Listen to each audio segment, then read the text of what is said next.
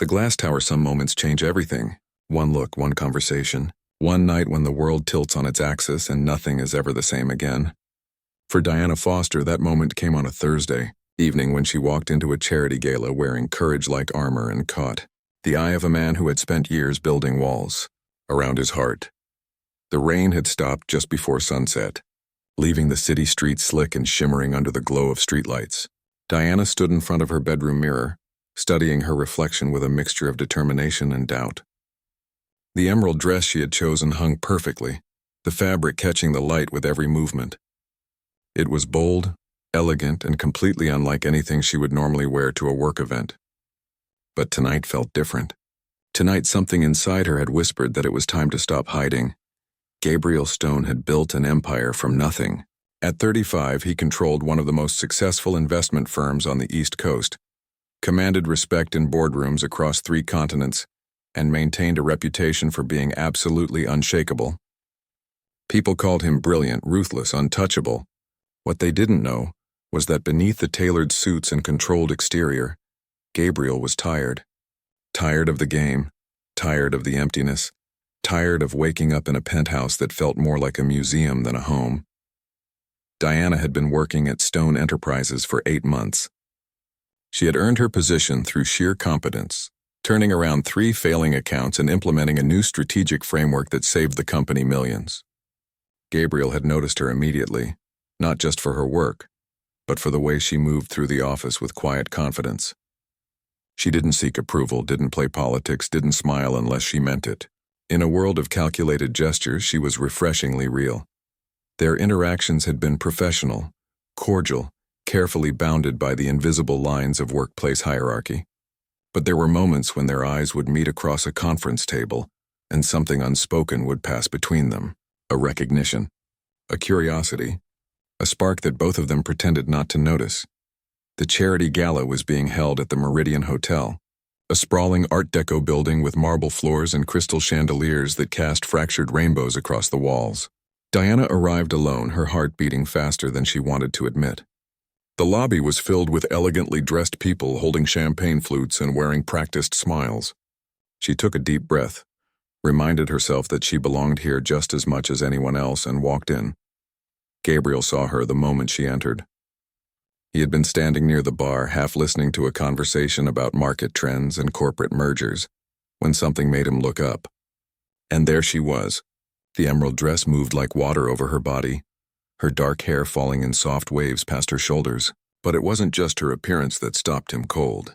It was the way she carried herself, the set of her shoulders, the calm in her eyes even as she navigated a room full of strangers.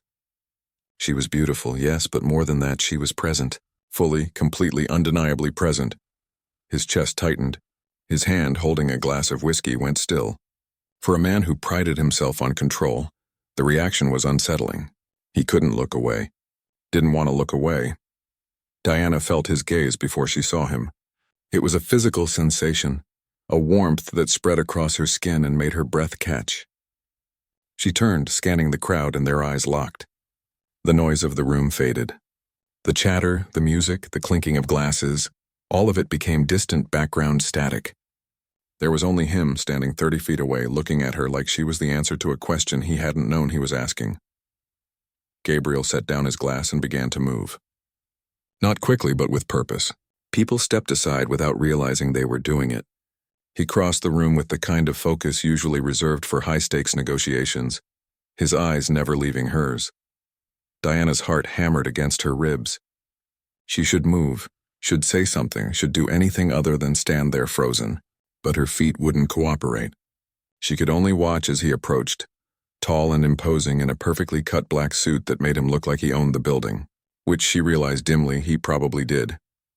He stopped in front of her, close enough that she could smell his cologne, something clean and expensive with notes of cedar and bergamot.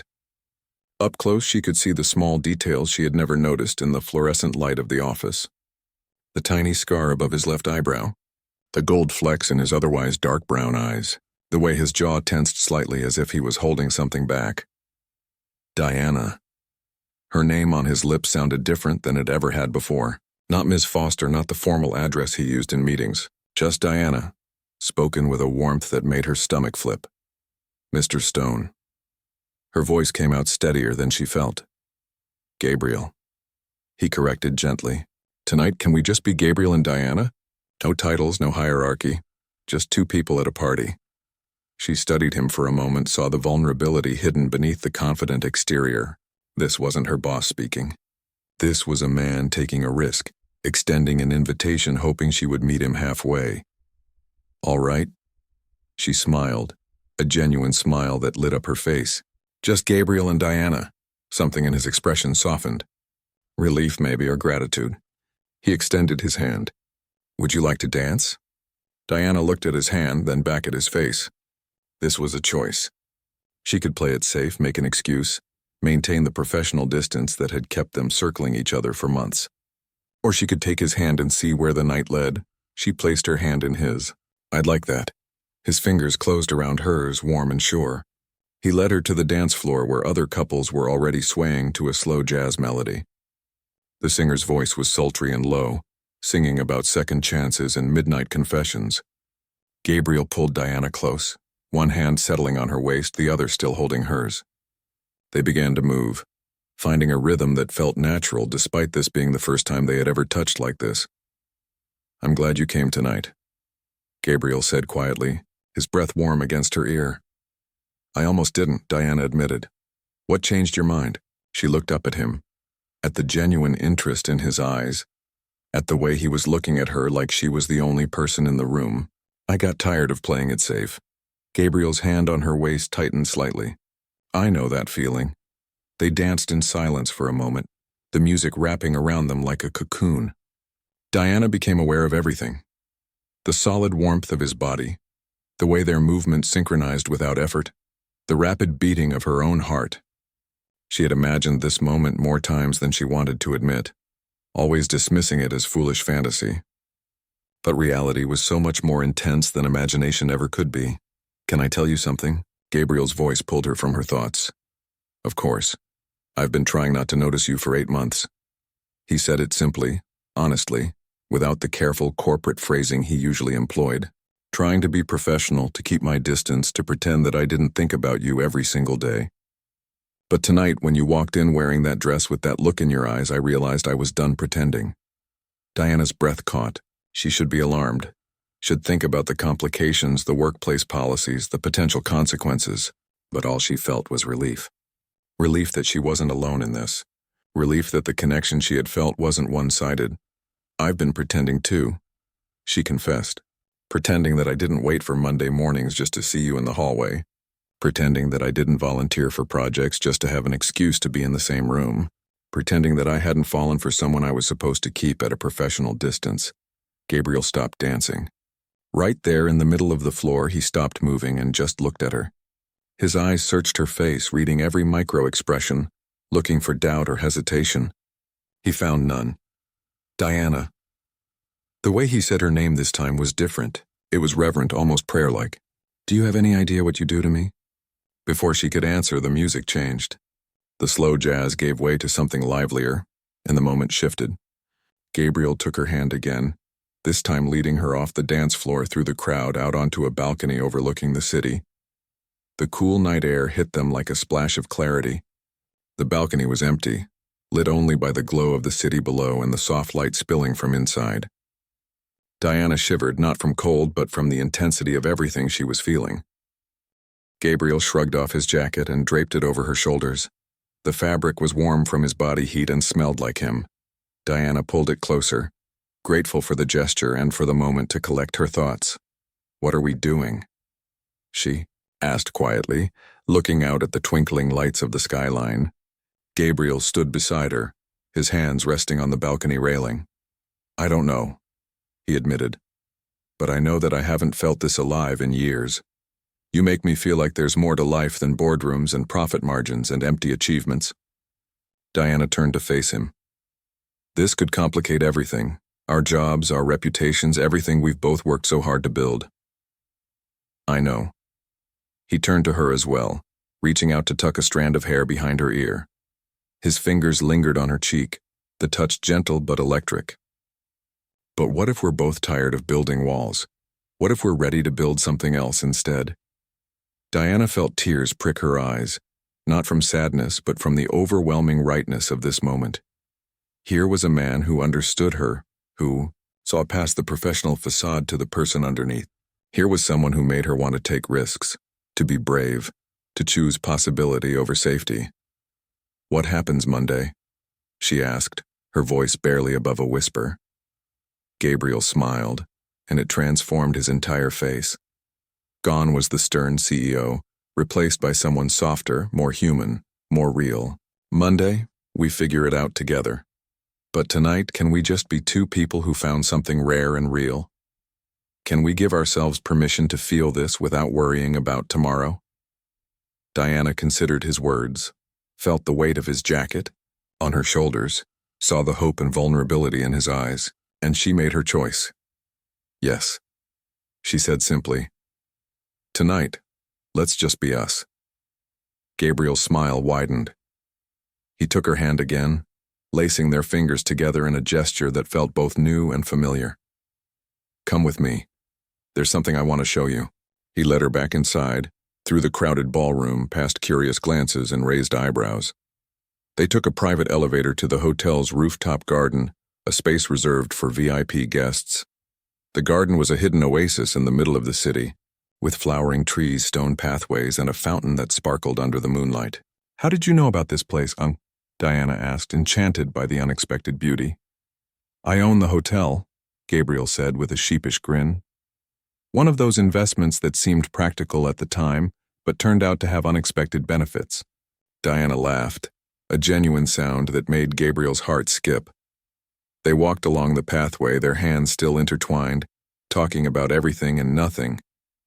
He told her about growing up poor, about the hunger that drove him to succeed, about the loneliness that came with always being the one in charge. She told him about losing her parents young, about raising herself through grit and determination, about the fear of letting people see the real her. Hours passed without them noticing. The party below ended. Guests departed. But Gabriel and Diana remained in their rooftop sanctuary, unwilling to let the night end. They sat on a bench beneath a flowering cherry tree, Diana tucked against Gabriel's side, his arm around her shoulders. "I don't want this to end," Diana said softly, watching the sky begin to lighten with the approaching dawn. "Then it doesn't have to." Gabriel pressed a kiss to the top of her head. "This is just the beginning, Diana, if you'll let it be." She tilted her face up to his, and in the soft pre-dawn light, they shared their first kiss. It was tender and searching, a promise and a question all at once. When they finally pulled apart, both were smiling. "I'm terrified," Diana admitted. "Me too," Gabriel agreed. "But I'd rather be terrified with you than safe and alone without you." The invisible line. The weeks that followed that night felt like living in two parallel dimensions. At work, Diana and Gabriel maintained their professional relationship with careful precision. In meetings, they addressed each other formally, kept appropriate distance, discussed strategies and projections with the same focused efficiency they always had. To the outside world, nothing had changed, but beneath the surface, everything was different. They would exchange glances across conference rooms, seemingly innocent but loaded with meaning. A slight smile when no one was looking, a brush of hands when passing documents. Text messages sent late at night, careful and coded but full of longing. It was exhilarating and exhausting, this double life they were leading. Diana found herself looking forward to work in ways she never had before, not just for the projects and challenges, but for those stolen moments. The way Gabriel's voice would soften almost imperceptibly when he said her name. The way his eyes would find hers in a crowded elevator, creating a bubble of intimacy in a space full of strangers. The way he would find excuses to stop by her office, discussing matters that could have easily been handled via email, but it was after hours that they truly came alive. Gabriel would pick Diana up a few blocks from the office, driving a different car each time to avoid recognition. They would go to quiet restaurants in neighboring towns, hole-in-the-wall places where no one from their world would think to look. They would talk for hours, sharing stories and dreams, learning each other in ways that went far beyond surface attraction. Gabriel discovered that Diana was afraid of heights but loved thunderstorms, that she had a terrible sweet tooth and would choose chocolate over any savory food, that she had dropped out of college when her parents died because she needed to work, and had finished her degree at night while working 3 jobs. Her resilience amazed him. Her strength humbled him.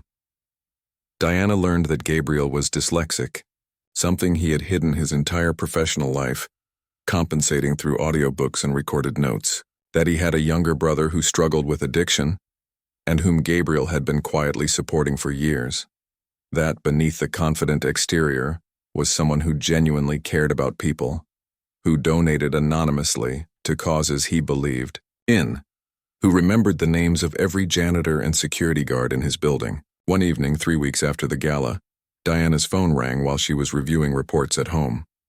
It was her sister Rachel, and her voice was tight with stress. "Diana, I need help.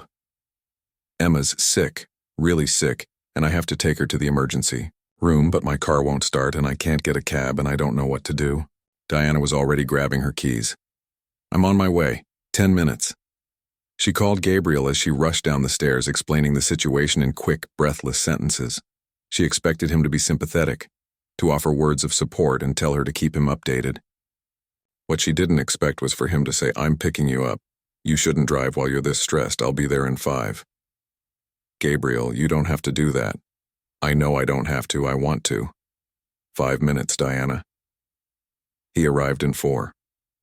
Diana climbed into his car, grateful and touched and trying not to cry. They picked up Rachel and Emma, the little girl feverish and lethargic in her mother's arms. Gabriel drove with calm efficiency to the nearest hospital, never once complaining about the late hour or the inconvenience. At the hospital he stayed. While Rachel was with Emma in the examination room, Gabriel sat with Diana in the waiting area. He brought her terrible vending machine coffee and held her hand when she couldn't stop shaking.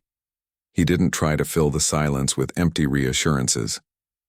He just stayed, present and solid and there. Hours later, when the doctor finally emerged to say that Emma had a severe infection but would be fine with antibiotics and rest, Diana felt something inside her chest crack open.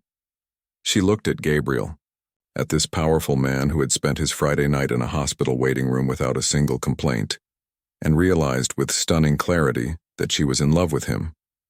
Not the exciting butterflies in stomach feeling of new attraction. This was deeper, quieter, more terrifying.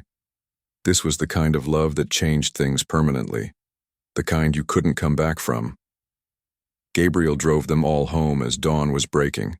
When he dropped Diana off at her apartment, she didn't want to let him go.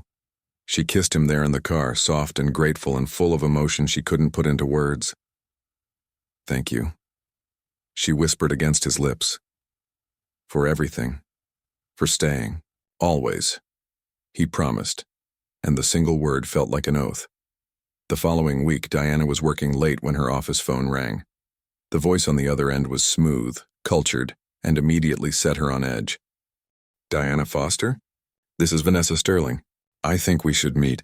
Diana's blood went cold. Vanessa Sterling, Gabriel's ex-girlfriend, the one he had dated for 2 years before they broke up 6 months ago. The one he had described as beautiful, ambitious, and ultimately incompatible with the life he wanted to build. "What is this about?" Diana kept her voice professional. "Gabriel, of course. I thought we should talk woman to woman. Tomorrow noon at Café Nouveau? I promise I'll make it worth your time." Every instinct told Diana to refuse, to hang up, to tell Gabriel immediately. But curiosity and a small seed of insecurity made her agree. "Fine. Tomorrow at noon." She told herself she was just being cautious, protecting what she and Gabriel had built. But deep down she knew she was afraid. Afraid that Vanessa would reveal some truth that would shatter the fragile happiness Diana had found. Afraid that she was just another temporary fascination for a man like Gabriel Stone. The next day, Diana arrived at Café Nouveau early. It was the kind of place where wealthy people had business lunches, all white tablecloths and discreet service. Vanessa was already there, occupying a corner table. She was stunning in the way of women who had never had to worry about money. Perfect blonde hair, designer clothes, a smile that didn't reach her eyes. "Diana, thank you for coming." Vanessa gestured to the seat across from her. Please sit. Diana sat, keeping her expression neutral. What do you want? Vanessa laughed, a light tinkling sound. Direct, I like that. Gabriel always did prefer women with spine. She pulled out her phone, began scrolling through photos. I wanted to show you something. Gabriel and I at the Hamptons last summer. Gabriel and I at his mother's birthday party in December. Gabriel and I at New Year's Eve just 8 months ago. Each photo was like a small knife. They looked happy together, comfortable, like a couple who belonged to the same world. Vanessa in designer dresses, Gabriel in tuxedos, both of them surrounded by people who mattered. Why are you showing me this? Diana's voice was steady despite the churning in her stomach. Because I want you to understand something. Vanessa leaned forward, her blue eyes sharp. Gabriel and I have history. Real history.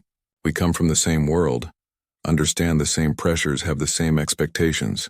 We broke up because he was going through something, questioning everything, having some kind of existential crisis. But that passes. It always does. Get to the point, Diana said, refusing to show how much this was affecting her. The point is that you're a distraction, a very pretty, very temporary distraction. Gabriel does this sometimes. Rebels against his own life, seeks out something different. But he always comes back. To me, to this world. To what makes sense. Vanessa slid a piece of paper across the table. This is an email he sent me 2 weeks ago. Read it. Diana didn't want to look. Everything in her screamed not to look. But her eyes dropped to the paper anyway. The email was brief, asking Vanessa how she was doing, mentioning that he had been thinking about their time together, suggesting they meet for coffee to catch up as friends. 2 weeks ago. Right around the time he had stayed with her at the hospital all night. He's confused, Diana, and you're making it worse. Vanessa's voice was almost kind now, which somehow made it more cruel. I'm not here to be mean. I actually think you seem nice, but you need to understand that this won't end well for you. Gabriel isn't going to choose a life with someone from your world over the one he's built. That's just reality. Diana stood up, her chair scraping loudly against the floor. She wanted to throw the email in Vanessa's face, wanted to defend what she and Gabriel had, wanted to say something cutting and final, but the words wouldn't come. Because underneath the anger was fear that maybe Vanessa was right. Thank you for the coffee. Diana managed, her voice tight. But I need to go. She walked out of the cafe into the bright afternoon sun, feeling like the world had tilted sideways. Her hands were shaking. Her chest felt tight.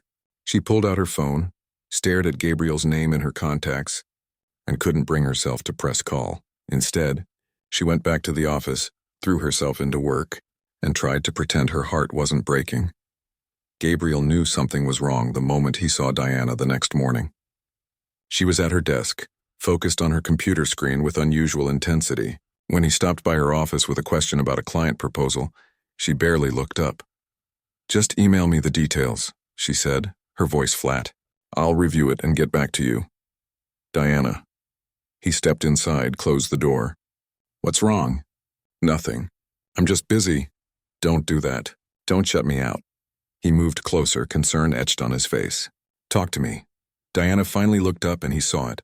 The pain, the doubt, the walls going back up. His stomach dropped. Did something happen? He asked quietly. Why didn't you tell me you've been in contact with Vanessa? The question came out sharper than she intended. Gabriel went still. What? She contacted me yesterday.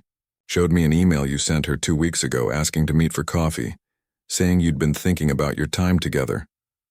Diana stood up, crossing her arms defensively. Were you planning to mention that? Diana, that email meant nothing. Vanessa reached out to me first and I was just being polite. I never actually met with her. Gabriel ran his hand through his hair, frustration evident. I should have told you, but it honestly didn't seem important. She thinks you're going to go back to her, Diana said, hating how small her voice sounded. She thinks I'm just a temporary distraction until you figure yourself out and return to your real life. That's ridiculous. Gabriel closed the distance between them, taking her hands in his. Diana, look at me. Vanessa is part of my past. You are my present, and if you'll let me, my future. What we have is real. Is it? Diana pulled her hands away. Or is she right? Are you just rebelling against your own life? Because, Gabriel, we come from completely different worlds. You own hotels and art collections and companies. I still have student loans. You go to charity galas with senators and celebrities. I buy my dresses at department store sales. Maybe this was all just exciting because it was different, but eventually different stops being enough. Stop. Gabriel's voice was firm, but gentle. Stop letting her poison what we have. I don't care about any of that. I don't care that you buy your dresses on sale. They look better on you than anything Vanessa ever wore. I don't care that we come from different backgrounds. I care that you make me laugh. That you challenge me. That you stayed up all night in a hospital waiting room and never once complained. That you see me, the real me, not the image I project. Diana wanted to believe him. God, how she wanted to believe him. But the seed of doubt Vanessa had planted was growing, fed by every insecurity Diana had ever had about not being enough. I need time, she said finally. I need to think about this, about us, about whether this is really sustainable or just a beautiful illusion. Gabriel's face fell. Diana, please don't do this. I'm not ending anything. I just need space to figure out what's real. She grabbed her bag, headed for the door. I'll call you. I just need a few days. She left before he could respond, leaving Gabriel standing alone in her office, feeling like the ground had disappeared beneath his feet. 3 days. That's how long Diana managed to avoid Gabriel. 3 days of ignoring his calls, deleting his texts without reading them, leaving work early and arriving late. 3 days of telling herself she was being rational, protecting her heart, making the smart choice. 3 days of being absolutely miserable. On the 4th day, she stopped pretending she was okay. She sat in her apartment on a Sunday morning, rain streaming down the windows, and finally let herself feel everything she had been pushing down. The truth was simple and terrifying. She was in love with Gabriel Stone. Completely, irrevocably, devastatingly in love. And Vanessa's words had scared her not because they were true, but because they spoke to Diana's deepest fear that she wasn't enough, that she didn't belong in his world, that eventually he would wake up and realize he had made a mistake. But love wasn't about being fearless. Love was about choosing someone despite the fear. Love was about believing that what you had together was worth fighting for. Even when the voices of doubt got loud, Diana picked up her phone, stared at Gabriel's name, and pressed call before she could change her mind. It rang once. Diana. His voice was hoarse, exhausted, hopeful. I'm sorry, she said immediately. I'm sorry for shutting you out, for letting someone else's words matter more than what I know to be true. I was scared. I know. Gabriel sounded like he was moving, like he was grabbing keys heading for the door. I'm scared too, Diana, terrified actually, because I've never felt this way about anyone, and the thought of losing you these past 3 days has been hell. You're not losing me. Diana felt tears running down her face. I was just so afraid that I'm not enough for you, that eventually you'll want someone who fits into your world more easily. You are my world, Gabriel said firmly. Everything else is just background noise. Where are you? I'm coming to you right now. I'm home. But Gabriel, wait. There's something I need to do first. 20 minutes later, Diana was standing outside a brownstone in the Upper East Side. Her heart was pounding as she rang the doorbell. When Vanessa opened the door, surprise flickered across her perfect features. Diana, this is unexpected. I need to say something. Diana kept her voice calm. You were wrong. About Gabriel, about us, about everything. I don't know what your relationship was like, and honestly, I don't care. But what Gabriel and I have is real. It's not about which world we come from or who looks better in photos at charity events. It's about two people who see each other, really see each other, and choose to be brave enough to build something together despite the obstacles. Vanessa's expression hardened. You're making a mistake.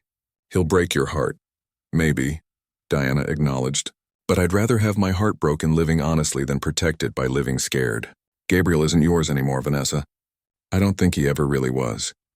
And I'm not here to ask for your permission or your blessing. I'm here to tell you to stop interfering. Move on. Find someone who actually wants to be with you because Gabriel doesn't. Before Vanessa could respond, Diana turned and walked away, feeling lighter than she had in days. She pulled out her phone and called Gabriel again. Where are you? About 5 minutes from your apartment. He sounded like he was driving too fast. Good, I'm on my way home.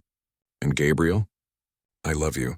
I should have said it before, should have said it the moment I realized it. But I'm saying it now. I love you. There was a long pause. Then his voice thick with emotion. I love you too, Diana. God, I love you so much. Diana practically ran the rest of the way home.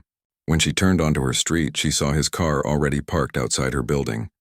Gabriel was leaning against it, still in the sweatpants and t-shirt he must have been wearing when she called, his hair messy, his face showing every moment of the sleepless nights he had endured.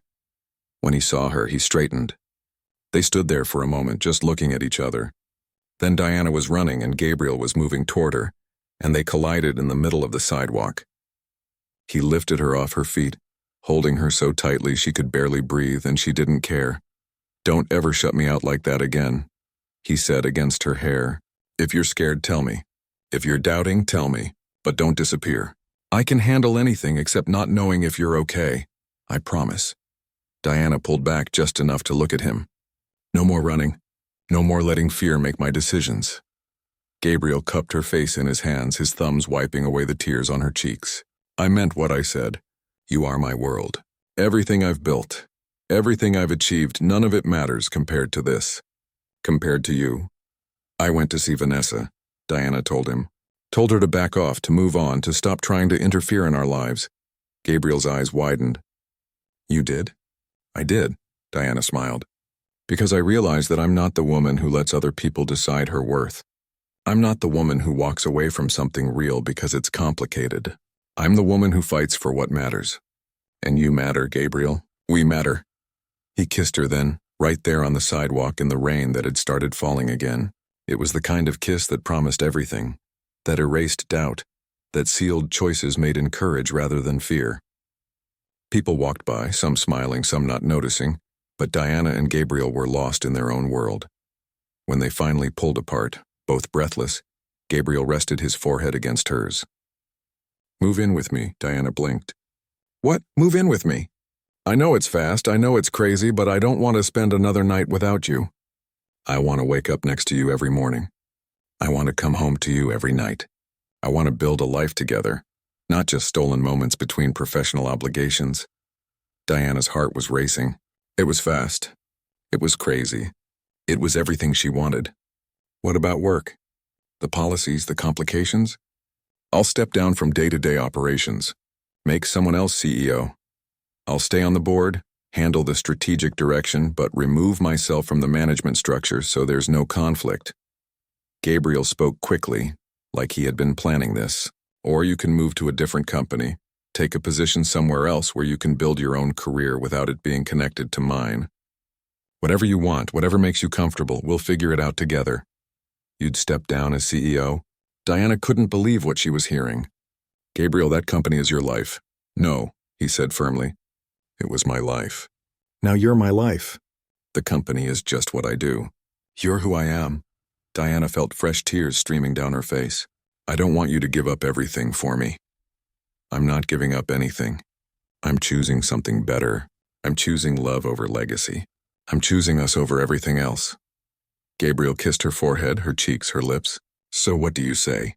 Will you move in with me? Will you build this crazy, complicated, beautiful life with me?" Diana looked at him, at this man who had been so carefully controlled when she first met him, and who was now standing in the rain pouring his heart out. She thought about all the reasons this might not work, all the obstacles they would face, all the judgments and complications that would come, and then she thought about waking up next to him, about building something real together, about choosing love even when it was scary. "Yes," she said, laughing and crying at the same time. "Yes, I'll move in with you. Yes, I'll build this life with you. Yes to all of it." Gabriel swept her up again, spinning her around right there on the sidewalk. When he set her down, they were both laughing, soaked from the rain and completely, perfectly happy. 2 months later, Diana stood in the living room of Gabriel's penthouse that was now their penthouse, looking out at the city lights. Emma was asleep in the guest room, having begged for a sleepover. Rachel had finally accepted that her sister was serious about this relationship, and had grudgingly admitted that Gabriel seemed like a good man. At work, things had shifted. Gabriel had indeed stepped back from daily operations, taking on a chairman role that gave him influence without direct management responsibility. Diana had been promoted to vice president of strategic operations, a position she had earned through her own merit and skill. People talked, of course they did, but Diana found she didn't care. Let them talk. She knew the truth of what she and Gabriel had built. Gabriel came up behind her, wrapping his arms around her waist, resting his chin on her shoulder. What are you thinking about? About how scared I was that night at the gala. Diana leaned back against him. About how close I came to never taking that first step.